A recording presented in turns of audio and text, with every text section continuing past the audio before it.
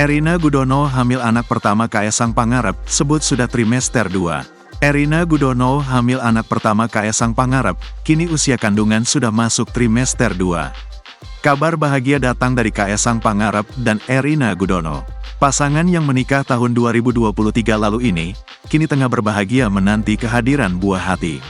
Pada unggahan Instagram Kaesang Pangarep, @Kaesang, ia menyebut Erina Gudono sedang mengandung.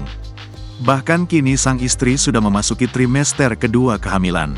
Kaesang Pangarep mengunggah fotonya bersama Erina Gudono sambil memamerkan foto USG. Keduanya diketahui sedang berada di Makkah saat ini. Kaesang Pangarep mengucap syukur atas kehadiran calon buah hatinya.